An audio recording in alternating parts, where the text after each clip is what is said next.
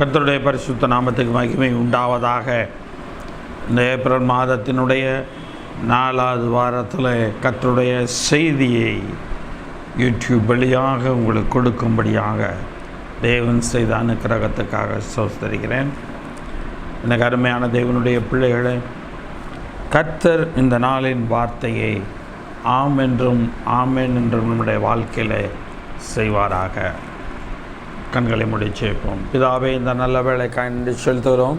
இந்த அருமையான மனமகிழ்ச்சியின் இந்த நாளிலே கர்த்தாவே, ஆண்டவரை இன்றைக்கு கேட்கக்கூடிய இந்த யூடியூப்லேயாக கேட்கக்கூடிய இந்த செய்தியை நீர் ஆசீர்வதியும்பா.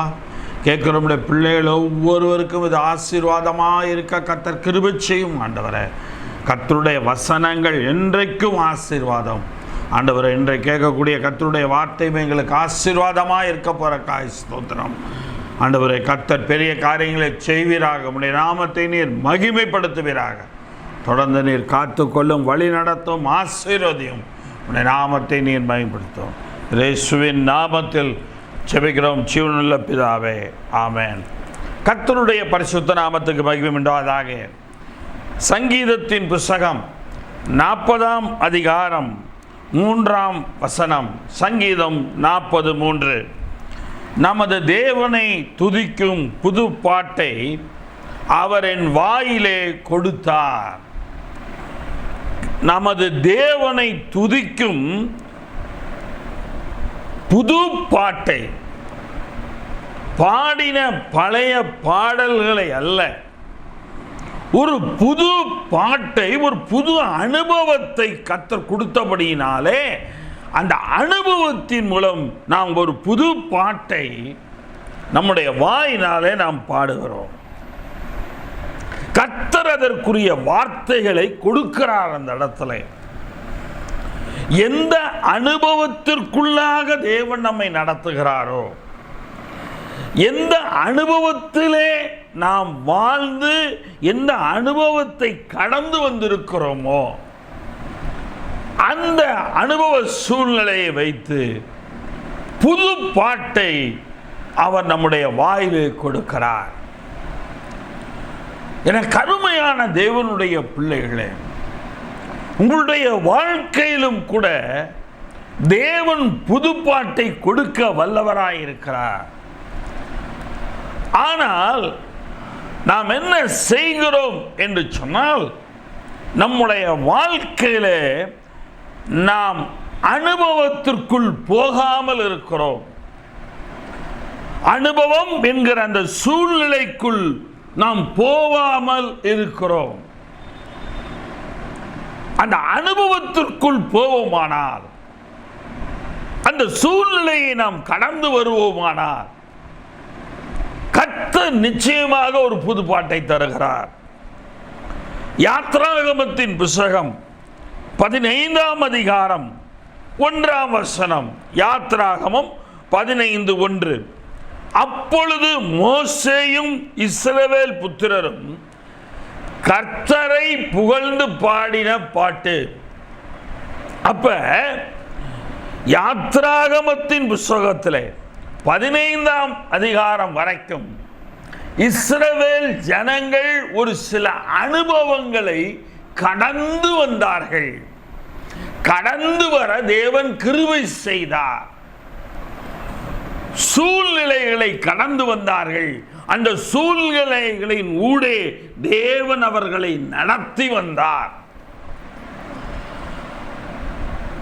ஆகவே அந்த இடத்துல நாம் பார்க்கிறோம், பார்வோனுடைய இருதயம் கடினப்படுகிறது, அதிகமாக வேலை வாங்குகிறான்.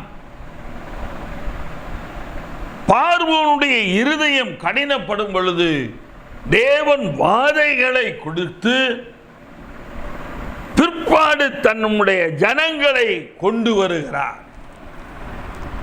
அப்ப அந்த அனுபவம் எப்படிப்பட்ட அனுபவம் இஸ்ரவேலருக்கு?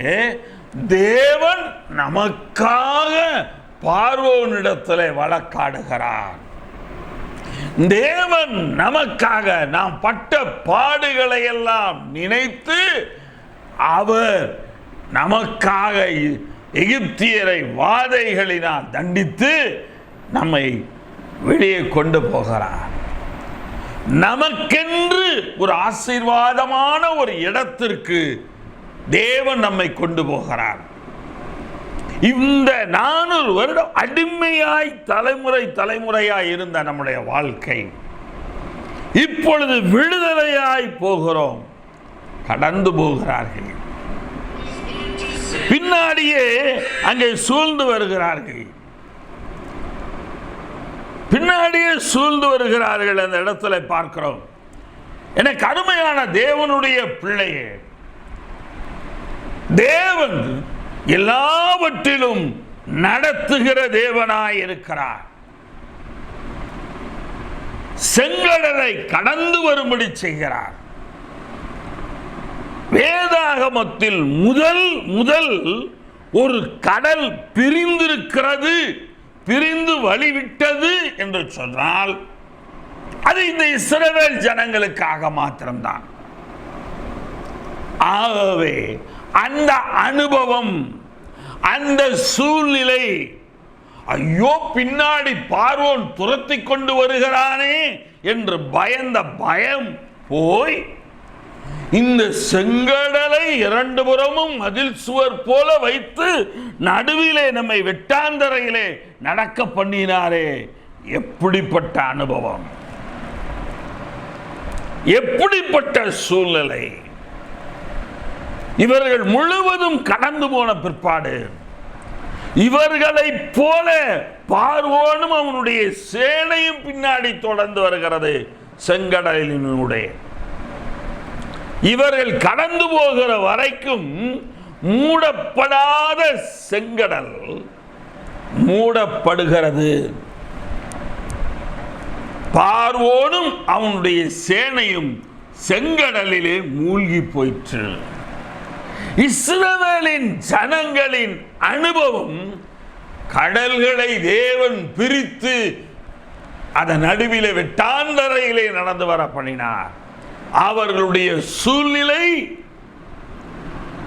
மிக அடிமைத்தனத்தில் இருந்தார்கள். பார்வோன் துரத்தினான். ஆக இந்த சூழ்நிலை, இந்த அனுபவத்தினுடைய கடந்து வெளியே வந்தபடியினாலே இங்கே மோசேயும் இஸ்ரவேல் புத்திரரும் கர்த்தரை புகழ்ந்து பாடின பாட்டு. ஆக கர்த்தரை புகழ்ந்து பாடுகிறார்கள். கர்த்தரை பாடுவேன், அவர் மகிமையாய் வெற்றி சிறந்தார். கர்த்தர் நம்முடைய வாழ்க்கையில நம்மை அனுபவத்தில் நடத்துகிறார், சூழ்நிலையை கொண்டு வருகிறார். ஆனால் அதில் வெற்றியை கொடுக்கிறது கர்த்தர்.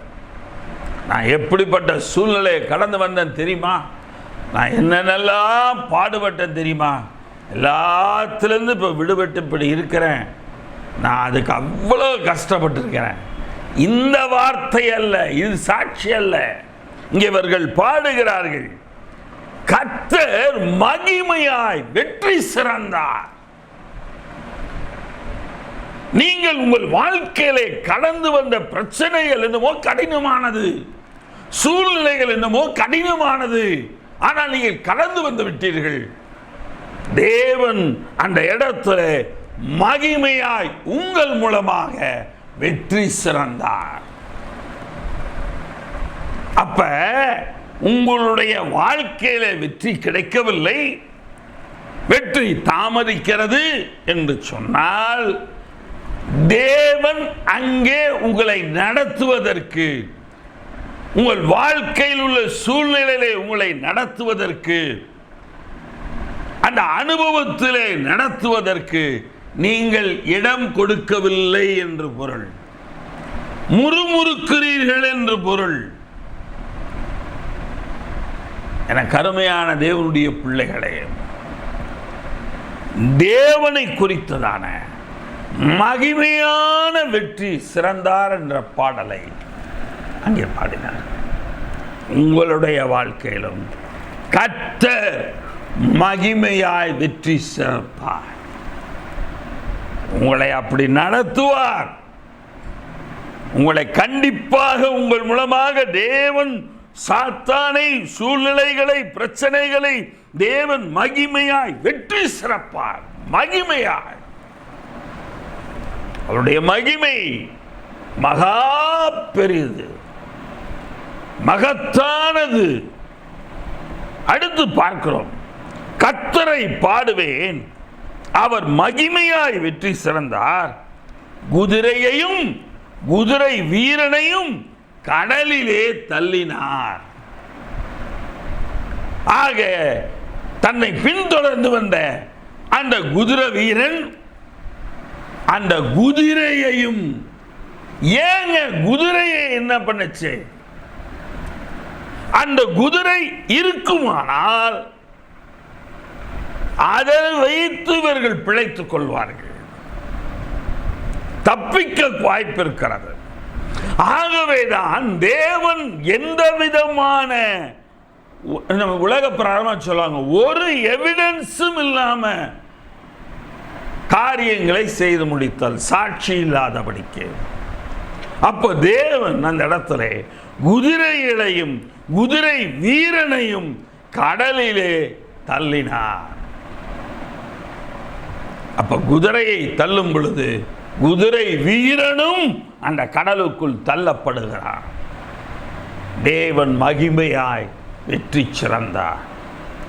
உங்களுடைய வாழ்க்கையிலும் உங்கள் பிரச்சனைகளுக்கு காரணமானவர்களை தேவன் கடலிலே தள்ளினார்.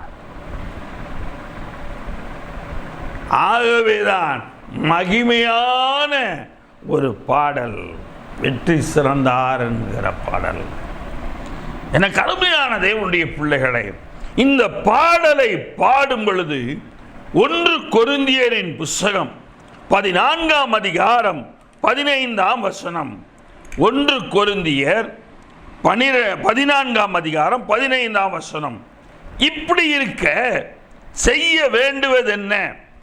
நான் ஆவியோடு விண்ணப்பம் பண்ணுவேன், கருத்தோடும் விண்ணப்பம் பண்ணுவேன்.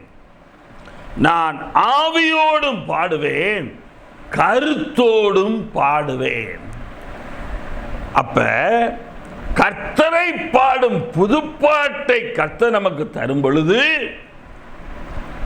நம்முடைய அனுபவம், நம்முடைய சூழ்நிலை தேவனை புதுப்பாட்டை பாட வைக்கிறது.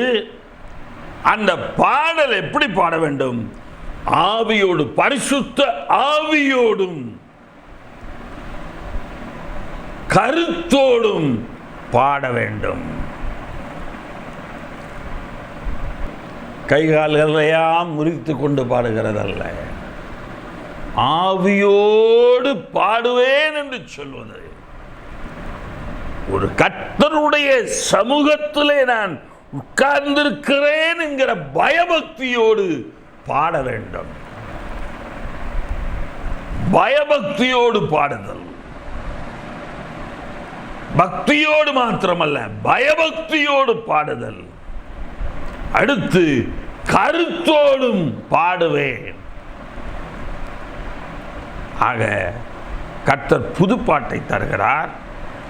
அனுபவம், சூழ்நிலைகளை கடந்து வெற்றி சிறந்து நமக்கு பாடலை தருகிறார். அந்த பாடல் ஆவியோடு பாடப்பட வேண்டும், கருத்தோடும் பாடப்பட வேண்டும். கேட்கிறவர்கள் அந்த கருத்துக்களை புரிந்து கொள்ள வேண்டும். ஓஹோ, இவனுடைய வாழ்க்கை இந்த காரியத்தை கர்த்தர் செய்திருக்கிறாரோ என்று அவர்கள் புரிந்து கொள்ள வேண்டும். அந்த கருத்தோடு பாட வேண்டும், அந்த ஆவியோடு பாட வேண்டும். என்ன இங்கே ஒரு மகிழ்ச்சியான ஒரு சத்தம் கேட்கிறது, சந்தோஷமான ஒரு சத்தம் கேட்கிறது. அந்த ஆவிக்குள் பாடும் பொழுது, அந்த பயபக்தியோடு பாடும் பொழுது கர்த்தருடைய மகிமை நம்மில் இறங்கும். கர்த்தருடைய மகிமை நாம் இருக்கிற ஸ்தலத்தின் மேலே இறங்குகிறதா இருக்கிறது. என கருமையான தேவனுடைய பிள்ளைகளே, நீங்கள் எவைகளிலே வெற்றி சிறக்கிறீர்கள் என்பதை குறித்து நாம் பாடுகிறவர்களாக இருக்கிறோம். ஆக அந்த காரியங்களை பார்க்கிறோம். எஸ்ரா தீர்க்கதரிசியின் புத்தகம் அந்த இடத்துல 2ஆம் அதிகாரம் 65ஆம் வசனம். எஸ்ரா 2:65. அவர்களை தவிர 7370 பேரான அவருடைய வேலைக்காரரும் வேலைக்காரிகளும் 200 பாடகரும் பாடகிகளும் அவர்களுக்கு இருந்தார்கள். அப்ப கர்த்தரை பாடுவதற்கென்று எத்தனை பேர் இருந்திருக்கிறார்கள்? 200 பேர் இருந்திருக்கிறார்கள். யார் யார்? பாடகரும் பாடகிகளும். பாடுகிறது ஒரு தாளந்து. பாடுவது தேவன் கொடுத்த தாளந்து. அப்ப இந்த 200 பாடகரும் பாடகிகளும் அவர்களுக்கு இருந்தார்கள்.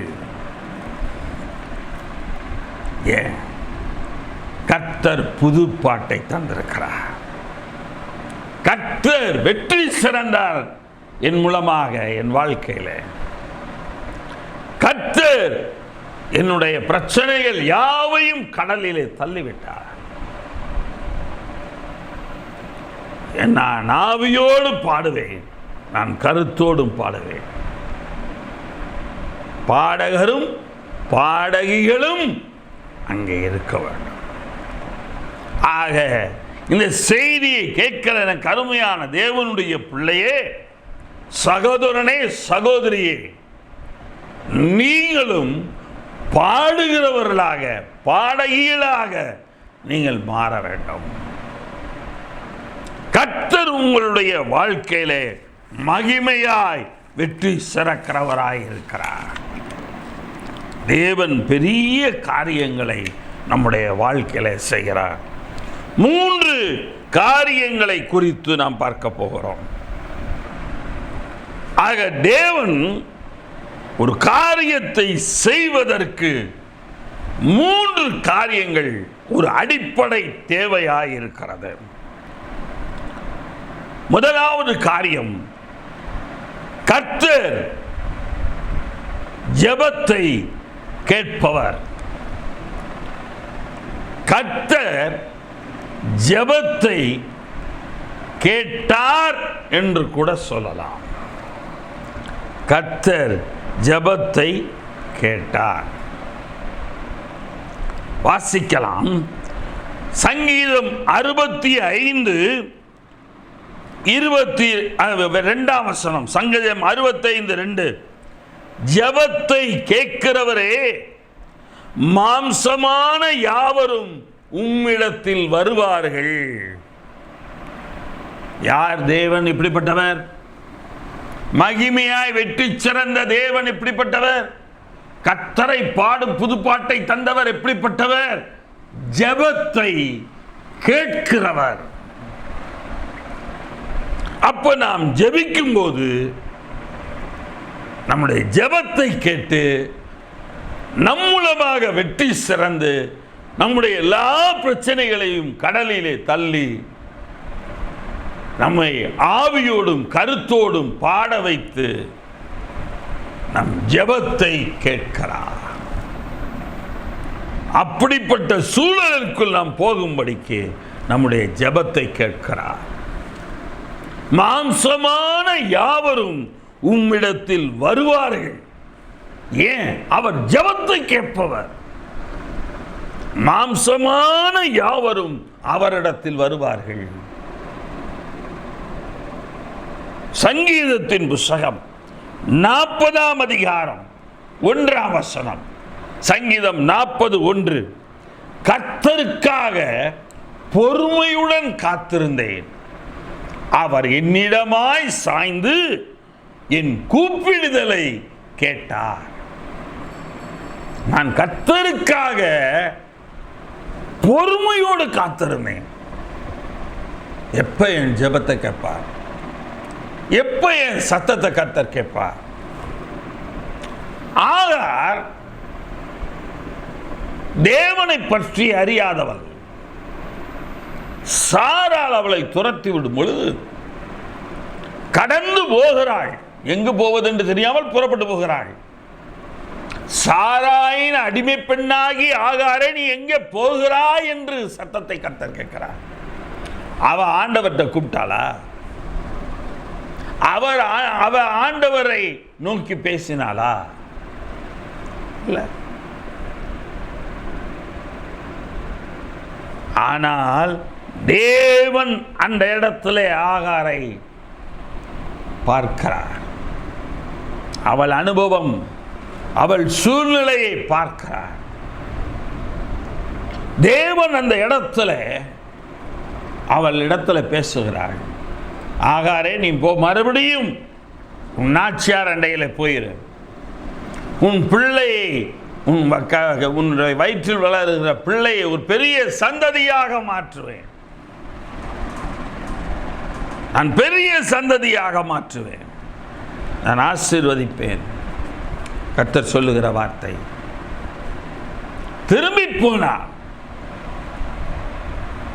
இரண்டாவது முறை ஒட்டுமொத்தமாக அனுப்புகிறாள். பிள்ளையோடும் அவளை அனுப்புகிறாள். வெறும் தண்ணீர் துருத்தியோடு. தண்ணீர் தீர்ந்து விடுகிறது. என் பிள்ளை சாகிறதை நான் பார்க்க மாட்டேன். பிள்ளை தண்ணி இல்லாதனால அழுகிறான் என்று சொல்லி கொஞ்சம் தூரத்தில் போய் அழுகிறாள். இங்க பாருங்க, நான் பொறுமையுடன் கர்த்தருக்கு காத்திருந்தேன். தண்ணிக்காக கர்த்தர் ஏதாவது பண்ண மாட்டாரா? காத்திருந்தாள். அவர் என்னிடமாய் சாய்ந்து என் கூப்பிடுதலை கேட்டார். பிள்ளையின் சத்தத்தை கர்த்தர் கேட்டார். பிள்ளையின் சத்தத்தை, தேவன் கூப்பிடுதலை கேட்டார். எனக்கு அருமையான தேவனுடைய பிள்ளைகளை, தேவனுக்கு பொறுமையோடு இருங்க. நிச்சயமாய் உங்களுடைய ஜெபத்துக்கு பதில் உண்டு. நீங்கள் கர்த்தரை நோக்கி கூப்பிடுகிற உங்களுடைய கூப்பிடுதலுக்கு நிச்சயமாக பதில் உண்டு. அவர் கேட்டார். நீ என்னென்ன ஜெபிக்கிறீங்களோ, என்னென்ன காரியங்களை ஆண்டவரிடத்தில் கேட்கிறீங்களோ, அது எல்லாத்தையும் கர்த்தர் காது கொடுத்து கேட்டுட்டார். இனிமே அவர் செய்ய வேண்டும், செய்ய போகிறார். காத்திருங்கள். கர்த்தருக்கு காத்திருக்கிறவர்களோ வெட்கப்பட்டு போவதில்லை. நீங்கள் கர்த்தருக்கு காத்திருப்பீர்களே, ஆனால் நீங்கள் வெட்கப்பட்டு போக மாட்டீங்க. அந்த உறுதியில் இருங்க. எனக்கு அருமையான தேவனுடைய பிள்ளைகளே, சங்கீதத்தின் புத்தகம் 66ஆம் அதிகாரம் 19-20 வசனங்கள். சங்கீதம் 66, 19, 20 வசனங்கள். மெய்யாய் தேவன் எனக்கு செவி கொடுத்தார், என் ஜெபத்தின் சத்தத்தை கேட்டார். மெய்யாய் தேவன் எனக்கு செவி கொடுத்தார். நான் கூட்டமர், அதுக்கு மெய்யாய் தேவன் எனக்கு செவி கொடுத்தார். என் ஜெபத்தின் சத்தத்தை அவர் கேட்டார். என் ஜெபத்தை தள்ளாமலும் என் தமது கிருபையை என்னை விட்டு விலக்காமலும் இருந்த தேவனுக்கு ஸ்தோத்திரம் உண்டாவதாக. இங்கே சங்கீதக்காரனுடைய அனுபவம், மெய்யாய் தேவன் எனக்கு செவி கொடுத்தார். என் ஜெபத்தின் சத்தத்தை கேட்டார். என் ஜெபத்தை அவர் தள்ளிவிடவில்லை. தமது கிருபையை என்னை விட்டு விலக்காமல். அவருடைய கிருபை நம்மை பலப்படுத்துகிறது. அவருடைய கிருபை நாம் எந்த பிரச்சனையிலும் நிர்மூலமாகாமல் அந்த பிரச்சனையிலிருந்து வெளியே கொண்டு வருகிறது. எந்த கவலையினாலும் எந்த வேதனையினாலும் நாம் நிர்மூலமாகி போகாதபடிக்கு தேவன் நம்மை வெளியே கொண்டு வருகிறது. கர்த்தருடைய கிருபை. ஆக அவருக்கு ஸ்தோத்திரம் உண்டாவதாக என்று பார்க்கிறோம். ஆக ஜெபத்தை தள்ளாதவர், கிருபையை நமக்கு விலக்காத தேவன், அவருக்கு ஸ்தோத்திரம் உண்டாவதாக. சங்கீதத்தின் புஸ்தகம் 102 அதிகாரம் 16 சங்கீதம் 102:16 என்று சொல்லி பார்க்கிறோம். திக்கற்றவர்களுடைய ஜெபத்தை அலட்சியம் பண்ணாமல் அவர்கள் விண்ணப்பத்தை அங்கீகரிப்பார். திக்கற்றவர்கள், யாருமே இல்லாதவர்கள், ஒருத்தர் கூட உதவுவார் இல்லை, இவனுடைய காரியத்தை கேட்பதற்கு கூட ஒருத்தரும் இல்லை. அப்படிப்பட்ட திக்கற்றவர்கள், அவங்க என்ன பண்றதுன்னு அவங்களுக்கே தெரியல, என்ன செய்யறது, என்ன பண்றது, எப்படி இது பண்றது, சமாளிக்கிறது எதுவுமே தெரியல. அப்படிப்பட்ட திக்கற்றவர்களுடைய ஜெபத்தை அலட்சியம் பண்ணாமல் அவர்கள் விண்ணப்பத்தை அங்கீகரிப்பார். ஒருவேளை உங்களுக்கு யார் உதவுவார் என்று எதிர்பார்த்து காத்திருக்கிறீர்களா? யாரிடம் கேட்கலாம்? எப்படி இதை பெற்றுக்கொள்ள முடியும்? யார் நமக்கு சாதகமாக இதை செய்வார்கள்? யார் நமக்கு இதை சாதகமாக நடத்துவார்கள்? யாரை பார்க்கலாம் என்று திக்கற்றிருக்கிறீர்களா? வேதம் சொல்லுகிறது, திக்கற்றவர்களின் ஜெபத்தை அலட்சியம் பண்ணாத தேவன் ஒருவர் இருக்கிறார். மனிதனிடத்திலே தேடுவதை விட கர்த்தரிடத்திலே ஜெபியுங்கள். மனுஷன் உங்கள் வார்த்தையை அலட்சியம் பண்ணலாம், ஆனால் கர்த்தர் உங்கள் ஜெபத்தின் சத்தத்தை கேட்கிறவராயிருக்கிறார். திக்கற்றவருடைய ஜெபத்தை அவர் அலட்சியம் பண்ணாமல் அவர்கள் விண்ணப்பத்தை அங்கீகரிப்பார். அவங்க என்ன விண்ணப்பம் பண்றாங்களோ அதை அங்கீகரிக்கிறவராயிருக்கிறார். அப்பொழுது ஜாதிகள் கர்த்தருடைய நாமத்துக்கும் பூமியில் உள்ள ராஜாக்கள் எல்லாரும் உம்முடைய மகிமைக்கும் பயப்படுவார்கள். ஐயோ, திக்கற்றவர்களுக்காக தேவன் அவங்க ஜெபத்தை கேட்டு அவங்களோட விண்ணப்பத்தெல்லாம் ஆண்டவர் அங்கீகரிக்கிறார். அவர் ஜாதிகள் கர்த்தருடைய நாமத்துக்கும் பூமியில் உள்ள ராஜாக்கள் எல்லாரும் உடைய மகிமைக்கும் பயப்படுவார்கள், பயப்படுவாங்க. சங்கீதத்தின் புஸ்தகம் 86 அதிகாரம் 6 சங்கீதம் 86:6 கர்த்தாவே, என் ஜெபத்திற்கு செவி கொடுத்து என் விண்ணப்பங்களின் சத்தத்தை கவனியும். என் ஜெபத்துக்கு நீர் செவி கொடும். என்னுடைய விண்ணப்பம், நான் என்ன கேட்கிறேனோ அதை, அதனுடைய சத்தத்தை நீர் கவனி. என்ன கேட்குறான், எதை கேட்குறான், எப்படி கேட்குறான் என்று எல்லாவற்றையும் கவனித்து என் விண்ணப்பத்தை நீர் கவனித்து என் ஜெபத்தை நீர் செவி கொடுத்தார். கர்த்தர் முதலாவது ஜெபத்தை கேட்டார் அல்லது கேட்பவர் என்று சொல்லலாம். லூக்கா எழுதின சுவிசேஷம் 18 அதிகாரம் 13-14 வசனங்கள். லூக்கா 18 13-14 வசனங்கள். எனக்கு அருமையான தேவனுடைய பிள்ளைகளே, அந்த இடத்திலே ஒரு நிகழ்வு. ஆயக்காரனும் ஒரு பாவியாகிய மனுஷனும் ஜெபம் பண்ண தேவாலயத்துக்கு வருகிறார்கள். ஒருவன் பரிசேயன், ஒருவன் ஆயக்காரன். இந்த 2 பேரும் நின்று ஜெபிக்கிறார்கள். அதில் பரிசேயன் சொல்லுகிறான், தேவனே, நான் பரிகாரர், அநியாயக்காரர், விபச்சாரக்காரர் ஆகிய மற்ற மனுஷரை போலவும் இந்த ஆயக்காரனை போலவும் இராததினால் உம்மை ஸ்தோத்தரிக்கிறேன். நான் இவங்களை போலலாம் இல்லை, அதனால ஸ்தோத்தரிக்கிறேன். வாரத்தில் 2 தடவை உபவாசிக்கிறேன், என் சம்பாத்தியத்திலெல்லாம் தசமபாகம் தருகிறேன் என்று தனக்குள்ளே ஜெபம் பண்ணினான். அதற்குள்ளாரையே ஜெபம் பண்ணிட்டான். ஆயக்காரன் தேவாலயத்துக்குள்ள கூட வர தகுதி இல்லைன்ற நிலையில ஆயக்காரன் நின்று தன் கண்களையும் வானத்துக்கு ஏறெடுக்க துணியாம, வானம் அவரது சிங்காசனம், தேவன் வீற்றிருக்கிறார், அந்த இடத்துக்கு நேராக கூட ஏறெடுக்க துணியாமல் தன் மார்பிலே அடித்து கொண்டு, தேவனே பாவியாகிய என் மேல் கிருபையாயிரும் என்றான்.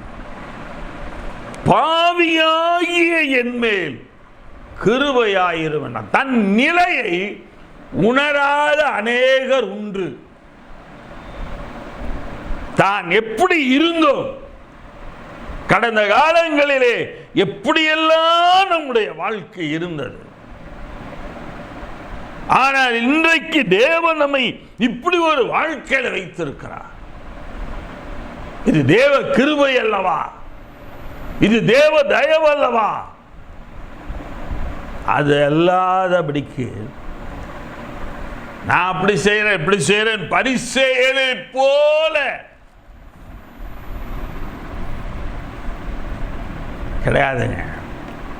ஆயக்காரனை போல நான் பாவியாகிய மனுஷன், என் மேல் கிருபையாய். வேதம் சொல்லுகிறது, அவனல்ல இவனே நீதிமானாக்கப்பட்டவனாய் தன் வீட்டுக்கு திரும்பி போனான் என்று உங்களுக்கு சொல்லுகிறேன். பரிசேயன் அல்ல, ஆயக்காரனே அவன் வீட்டுக்கு திரும்பி போனான். இரண்டாவது காரியம், ஆபத்திலிருந்து மீட்டுக் கொள்ளுகிறார். சங்கீதம் 40:2, பயங்கரமான குழியிலும் உளையான சேற்றிலும் இருந்து என்னை தூக்கி எடுத்து. ஆக ஆபத்து, பயங்கரமான குழி, அந்த குழிக்குள் உளையான சேறு, இதிலிருந்து தூக்கி எடுக்கிறார். ஆபத்திலிருந்து தூக்கி எடுக்கிற தேவனாயிருக்கிறார். எனக்கு அருமையான தேவனுடைய பிள்ளைகளே, சங்கீதத்தின் புத்தகம் 18ஆம் அதிகாரத்தினுடைய தலைப்பை பாருங்கள். கர்த்தருடைய தாசனாகிய தாவீது இந்த பாட்டின் வார்த்தைகளை கர்த்தர் தன்னை தன்னுடைய எல்லா சத்துருகளின் கைக்கும் நீங்களாக்கி விடுவித்த நாளிலே பாடினது. அந்த தலைப்பு சங்கீதத்தினுடைய தலைப்புல இருக்கும், பிராக்கெட்ல. என்னவா? கர்த்தர் தன்னை தன்னுடைய எல்லா சத்துருக்களின் கைக்கும் நீங்களாக்கி விடுவித்த நாளிலே பாடினது. நம்ம எல்லா ஆபத்திலும் இந்த கர்த்தர் மீட்டுக் கொள்ளும் பொழுது கர்த்தரை நாம் பாடுவோம். 17ஆம் வசனம், சங்கீதம் 18 17, 18, 19, என்னிலும் அதிக பலவான்களாயிருந்த என் பலத்த சத்துருவுக்கும் என்னை பகைக்கிறவர்களுக்கும் என்னை விடுவித்தார்.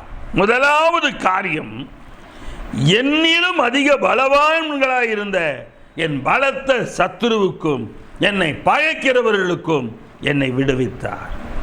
முதலாவது தேவன் விடுவிக்கிறார். நம்மிலும் பலத்தவர்களிடத்திலிருந்து தேவன் நம்மை விடுவிக்கிறார். இரண்டாவது, என் ஆபத்து நாளில் எனக்கு எதிரிட்டு வந்தார்கள். நான் குழிக்குள்ள இருந்தேன், நான் சேத்துக்குள்ள இருந்தேன், அப்பையும் நான் எனக்கு விரோதமா வராங்க.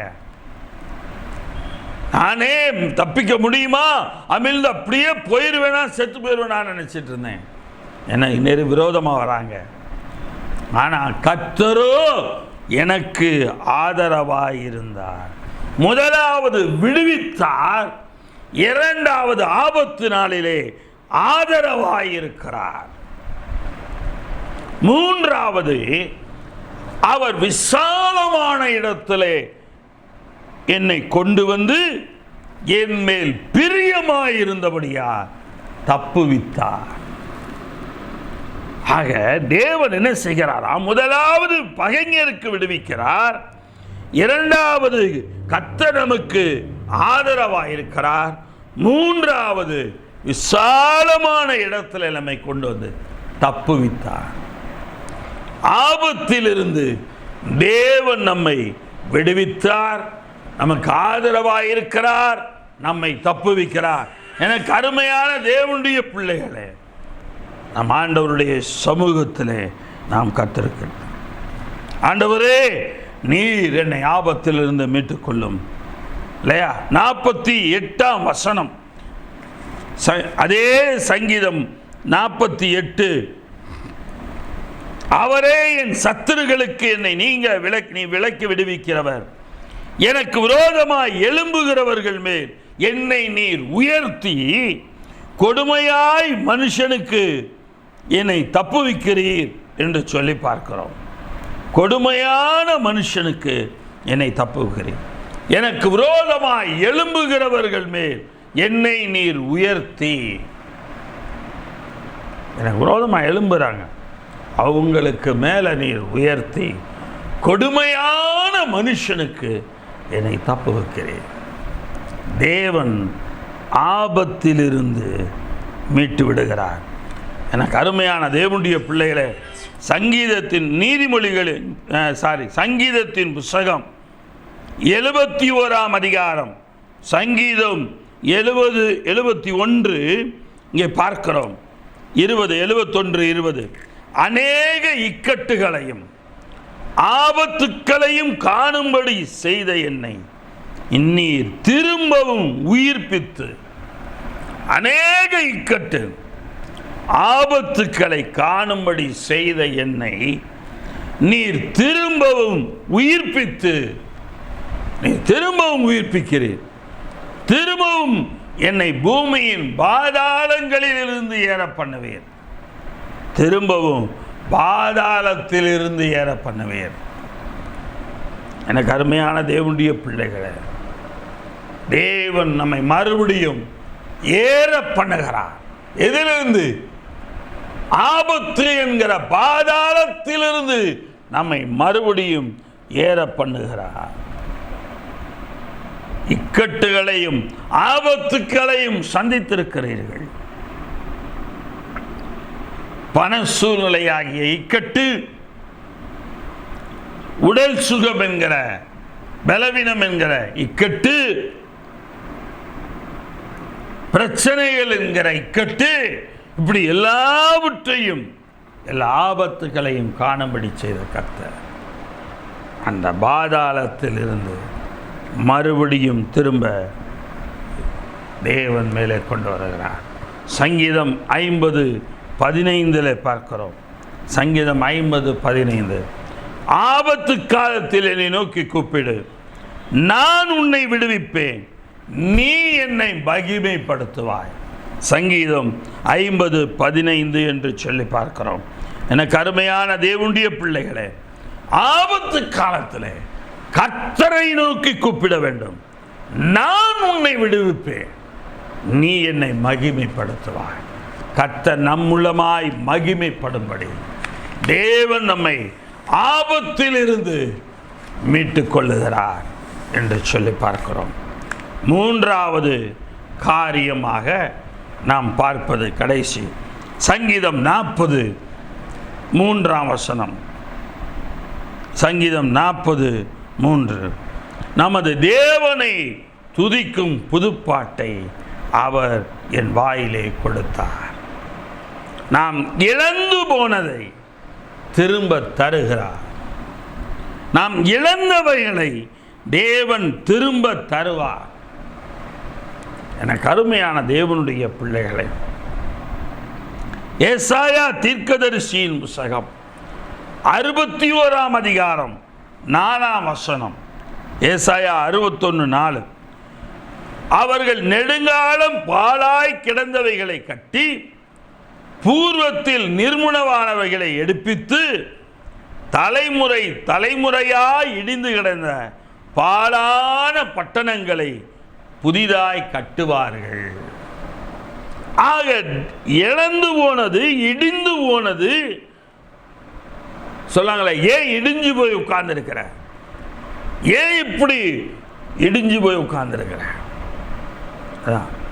இடிந்து போன வாழ்க்கை,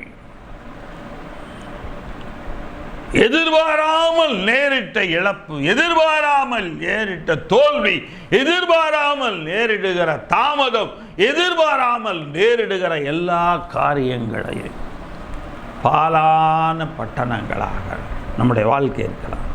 நாம் புதிதாய் கட்டுவார். தேவன் கட்டுவிப்பார். நிச்சயமாய் தேவனுடைய வாழ்க்கையில் நீங்கள் இழந்த எல்லாவற்றையும் தேவன் மறுபடியும் உங்களுக்கு கட்டுவிப்பார். அதே 61ஆம் அதிகாரம் 7ஆம் வசனம், 61:7, உங்கள் வெட்கத்திற்கு பதிலாக இரண்டத்தனையாய் பலன் வரும். உங்கள் வெட்கத்திற்கு பதிலாக இரண்டத்தனையாய் பலன் வரும். இழந்ததை எப்படி பெற்றுக்கொள்கிறோம்? இரண்டத்தனையாய் பெற்றுக்கொள்கிறோம். லட்சைக்கு பதிலாக தங்கள் பாகத்தில் சந்தோஷப்படுவார்கள். வெட்கத்துக்கு பதிலாக இரண்டத்தனையாய் வரும். அவமானத்துக்கு பதிலாக தங்கள் பாகத்தில் சந்தோஷப்படுவாங்க. அது நிமித்தம் தங்களுடைய தேசத்திலே, வீட்டிலே அல்லது தங்கள் வாழ்க்கையிலே இரட்டிப்பான சுதந்திரம் அடைவார்கள். நித்திய மகிழ்ச்சி அவர்களுக்கு உண்டாகும். என கருமையான தேவனுடைய பிள்ளைகளே, நித்திய மகிழ்ச்சி அவர்களுக்கு உண்டாகும் என்று பார்க்கிறோம். ஆக உங்கள் வெட்கத்துக்கு பதிலாக இரண்டத்தனையான பலன் வருகிறது என்று பார்க்கிறோம். யோபு இழந்து போனான். யோபு இழந்தது கொஞ்ச நஞ்சம் அல்ல, அநேக காரியங்களை யோபு தன் வாழ்க்கையில இழந்து போனான். ஆனால் அவனை பார்க்க வந்தவர்கள் எல்லாரும் அவனுக்கு ஒரு தைரியத்தை, விசுவாச தைரியத்தை, விசுவாச நம்பிக்கையை, விசுவாசத்துக்குரியவைகளை பேசவில்லை. ஆனால் தேவன் சொல்லுகிறார், என் தாசனாகி யோபு பேசினது போல நீங்கள் பேசவில்லை. வந்த 3 பேர் ஆறுதல் சொல்ல வந்த யோபுவின் சிநேகிதர் 3 பேரும் யோபுவை போல பேசலாம் இல்லையா? வாசிக்கலாம். யோபுவின் புஸ்தகம் கடைசி அதிகாரத்திலே அங்கே தேவன் சொல்லுகிறதான வாரியம் 42, யோபு 42 7ஆம் வசனம். கர்த்தர் இந்த வார்த்தைகளை யோபோடு பேசினபின் கர்த்தர் தேமானியனான எலிப்பாசை நோக்கி, உன்மேலும் உன் 2 சிநேகிதர் மேலும் எனக்கு கோபம் மூழுகிறது. கர்த்தர் சொல்லுகிறார், என் தாசனாகிய யோபு பேசினது போல் நீங்கள் என்னை குறித்து நிதானமாய் பேசவில்லை. கர்த்தரை குறித்து நிதானமாய் பேச வேண்டும். என்ன பேசுகிறோம்? ஏன் எனக்கு கர்த்தர் இப்படி செவி கொடுக்கல? ஏன் எனக்கு கர்த்தர் இப்படி எல்லாம் வர வைக்கிறாரு? அந்த மாதிரிலாம் இல்லை. நிதானம் தேவை. நிதானம் தேவை. எதனால் நம்முடைய வாழ்க்கையில் இந்த சூழ்நிலை, எதனால் இப்படிப்பட்ட ஒரு அனுபவத்துக்கு தேவன் நம்மை நடத்துகிறார் என்று நிதானிக்க வேண்டும். நம்மை நாமே நிதானிக்க வேண்டும். அந்த இடத்துல நிதானித்து யோபு பேசி இருக்கிறான். ஆனால் தான் இடையில் ஒரு வசனம் வரும், அவர் என்னை கொன்று போட்டாலும் அவர் மேல் நம்பிக்கையாயிருப்பேன். அப்ப எப்படிப்பட்ட நிதானம் உள்ளவனாக யோபு இந்த வார்த்தையை சொல்லி இருக்கிறார். அவர் என்னை கொன்று போட்டாலும் அவர் மேலதான் என் நம்பிக்கை இருக்கும். அந்த நிதானம் அங்கே தேவை. அதை சொல்லுகிறார். ஆதலால் நீங்கள் 7 காளைகளையும் 7 ஆட்டுக்கடாக்களையும் தெரிந்து கொண்டு என் தாசனாகி யோபினிடத்தில் போய் உங்களுக்கு சர்வாங்க தகன பலியிடுங்கள். என் தாசனாகி யோபும் உங்களுக்காக வேண்டுதல் செய்வான். நான் அவன் முகத்தை பார்த்து உங்களை உங்கள் புத்தியினத்துக்கு தக்கதாக நடத்தாதிருப்பேன். என் தாசனாகி யோபு பேசினது போல் நீங்கள் என்னை குறித்து நிதானமாய் பேசவில்லை என்றார். நான் யோபுவினுடைய முகத்தை பார்ப்பேன். அவன் பலியிட்ட பிற்பாடு யோபுவினுடைய முகத்தை கர்த்தர் பார்க்கிறார். நீங்க பேசும்போது ஒரு நிதானம் வேணும். என்ன பேசுறோம், யாரை பேசுறோம், எப்படி பேசுறோம், நம்ம பேசுற வார்த்தைகள், நம்ம சொல்ற காரியங்கள் எல்லாம் சரிதானா? யாருக்குமே வாழ்க்கையிலும் ஒரு நிதானம் என்பதில்லை. பதஷ்டம், வார்த்தைகளை கொட்டுதல், தேவையில்லாத பயம், வார்த்தைகளை கொட்டுதல், சுயநலம், வார்த்தைகளை கொட்டுதல், நிதானம் என்பது அங்கே இல்லை. ஆகவே தேவன் சொல்லுகிறார், நான் யோபுவின் முகத்தை பார்ப்பேன். அவங்க உனக்காக ஜெபம் பண்ணுவான். பார்த்து அவர் சொல்றார் அந்த இடத்துல, என் தாசனாகி யோபு பேசினது போல் நீங்கள் என்னை குறித்து நிதானமாய் பேசலை. அப்பொழுது எல்லாரும் என்ன செஞ்சாங்களாம், போய் கர்த்தர் சொன்னபடியே செய்தார்கள். அப்பொழுது கர்த்தர் யோபுவின் முகத்தை பார்த்தார். அப்பொழுது கர்த்தர் யோபின் முகத்தை பார்த்தார். இவங்க 3 பேருடைய முகத்தை பார்க்கவில்லை, யோபுவின் முகத்தை பார்த்தார். யோபு தன் சிநேகிதருக்காக வேண்டுதல் செய்த போது தேவன் அவனுடைய சிறையிருப்பை மாற்றினார். யோபுக்கு முன்னிருந்த எல்லாவற்றை பார்க்கிலும் 2 எத்தனையாய் கர்த்தர் அவனுக்கு தந்தருளினார். யோபுவின் முகத்தை பார்த்து அவர்களை மன்னிக்கிறார். யோபுவினுடைய சிநேகிதருக்காக யோபு வேண்டது போன்று கர்த்தர் அவனுடைய சிறையிருப்பை மாற்றுகிறார். அவன் இழந்து போனது, அவனுக்கு முன்னிருந்தது எல்லாவற்றையும் 2 எத்தனையாய் கர்த்தர் அவனுக்கு கொடுத்தார். 3 காரியங்களை பார்க்கிறோம். கர்த்தருக்கு நாம் புதுப்பாட்டை நம் வாயிலே கொடுத்தார். கர்த்தரை பாடும் புதுப்பாட்டை நம் வாயிலே கொடுத்தார். எப்ப கொடுக்கிறார்? முதலாவது காரியமாக நாம் பார்க்கிறோம், நம்முடைய ஜெபத்தை அவர் கேட்கிறவராய் இருக்கிறார். ஜெபத்தை கேட்கும்போது அவர் நமக்கு புதுப்பாட்டை தருகிறார். 2வது, ஆபத்திலிருந்து மீட்டுக் கொள்ளுகிறார். அப்பொழுது நம்முடைய வாயிலே புதுப்பாட்டை தருகிறார்.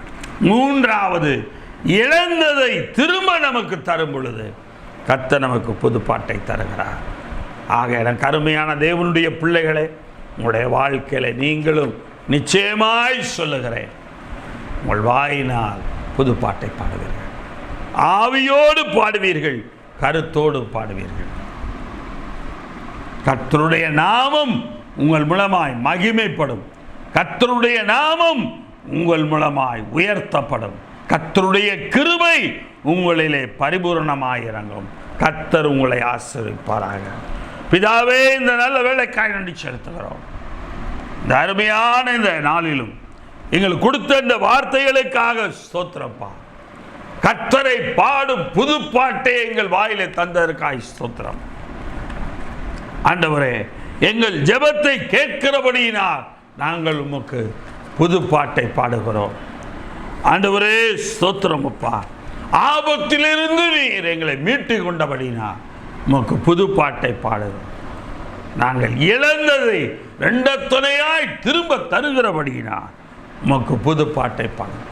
இந்த காரியங்களை எல்லாம் உடைய பிள்ளைகளுடைய வாழ்க்கையில நிறைவேற்றுவீராக. இழந்து போன உடைய பிள்ளைகள் 2 துணையாய் பெற்றுக் கொள்வார்களாக. அவர்கள் ஜெபிக்கிற ஜெபத்தையும் விண்ணப்பத்தையும் கேட்டருளும் ஆண்டவரே. அவர்களுடைய குழியிலும் சேற்றிலும் இருக்கிற அந்த ஆபத்திலிருந்து அவர்களை மீட்டு விடும் ஆண்டவரே. ஆபத்து காலத்தில் என்னை நோக்கி கூப்பிடு, நான் உன்னை விடுவிப்பேன், நீ என்னை மகிமைப்படுத்துவாய். உங்களுடைய பிள்ளைகள் உம்மை மகிமைப்படுத்தத்தக்கதாக இந்த நாளிலே ஆபத்திலிருந்து காத்துக்கொள்ளும். 3 காரியங்களையும் கர்த்தர் செய்வீராக. ஆண்டவரே, இந்த வெயில் காலம் அதிகமாய் இருக்கிறது. வயதானவர்கள் முதல் சின்ன குழந்தை, பிறந்த குழந்தை வரைக்கும் நான் செபிக்கிறேன். ஆண்டவரே, அந்த வெப்பத்தின் அலை அதிகமாய் வீசுகிறது, வெயிலினுடைய அளவு அதிகரித்திருக்கிறது, படுக்கிற கட்டில்கள் சுடுகிறது, தரை சூடாக இருக்கிறது, உடம்பு சூடாகிறது, வெளியிலே போகும்பொழுது முகத்திலே அனல் காற்றடிக்கிறது. இதனால் அதிக சோர்வு உண்டாகிறது. ஆண்டவரே, மருத்துவர்களுடைய ஆலோசனை இந்த வெயில் காலத்தில் அதிகமாய் தண்ணீர் குடிக்க வேண்டும் என்று சொல்லி, ஆண்டவரே, முதியவர்களும் முதல் குழந்தைகள் வரை எல்லாரும் அதிகமாய் தண்ணீர் குடிக்க அவர்களுக்கு நீர் கிருபை தார், அந்த உணர்வை தார். தண்ணீர் குடித்து அந்த வெப்பத்தை சரீரத்தில் தணித்துக் கொள்ள கிருபை செய்யும். மோர் கிடைக்குமானால் அந்த மோரையும் குடித்து கொள்ள கர்த்தர் கிருபை செய்யும். கர்த்தர் நீர் நடத்துவீராக. இந்த வார செய்திக்காய் ஸ்தோத்திரம். தொடர்ந்து நீர் காத்துக்கொள்ளும், வழி நடத்தும். இயேசுவின் நாமத்தில் ஜெபிக்கிறோம் ஜீவனுள்ள பிதாவே, ஆமென். என் ஆத்மாவே கர்த்தரை ஸ்தோத்திரி, என் முழுவதுமே அவருடைய பரிசுத்த நாமத்தை ஸ்தோத்திரி. என் ஆத்மாவே கர்த்தரை ஸ்தோத்திரி, கர்த்தர் செய்த சகல உபகாரங்களையும் மறவாதே, ஆமென். கர்த்தராகிய இயேசு கிறிஸ்துவினுடைய கிருபையும் பிதாவாகிய தேவனுடைய அன்பும் பரிசுத்தாவியுடைய நடத்துதலும் பக்கபலமும் பாதுகாப்பும் நம்முடைய வாயிலே எல்லா நாளும் புதுப்பாட்டை கொடுக்கும்படிக்கு தேவன் நம்முடைய ஜெபத்தை கேட்டு நம்மை ஆபத்திலிருந்து உங்களை மீட்டு நீங்கள் இழந்தவைகளை இரட்டிப்பாய் உங்களுக்கு தருவாராக. ஆமென். கர்த்தர் உங்களை ஆசீர்வதிப்பார். ஆமென், ஆமென், ஆமென். இந்த செய்தி உங்களுக்கு ஆசீர்வாதமாக இருக்குமானால் இந்த செய்தியை சப்ஸ்கிரைப் பண்ணுங்கள். அந்த கீழே சப்ஸ்கிரைப் இருக்குன்னு சொல்லி தெரியும், அதில் சப்ஸ்கிரைப் பண்ணுவீர்களே ஆனால் வார வாரம் இந்த செய்தி உங்களுக்கு தானாக வந்துவிடும். அது மாத்திரமல்ல, இந்த செய்தி உங்களுடைய நண்பர்கள் உறவினர்களுக்கு இதை பகிர்ந்து கொள்ளுங்கள். இது ஒரு ஊழியம். இந்த யூடியூப் ஊழியம் என்பது தனிப்பட்ட ஊழியம். சபையில் செய்தி கொடுக்கும்போது இது எடுக்கப்படுகிறது அல்ல. இது யூடியூபுக்கென்று செய்திகள் எடுக்கப்படுகிறது. இந்த யூடியூபுக்கென்று ஊழியத்துக்கென்று இந்த செய்தி கொடுக்கப்படுகிறது. ஆக இந்த ஊழியத்தை தாங்குங்கள். இந்த ஊழியத்தை அநேகருக்கு பரவச் செய்து இதை தாங்குங்கள். கர்த்தர் பெரிய காரியங்களை செய்வார். ஆமென். கர்த்தர் உங்களை ஆசீர்வதிப்பார். Praise the Lord.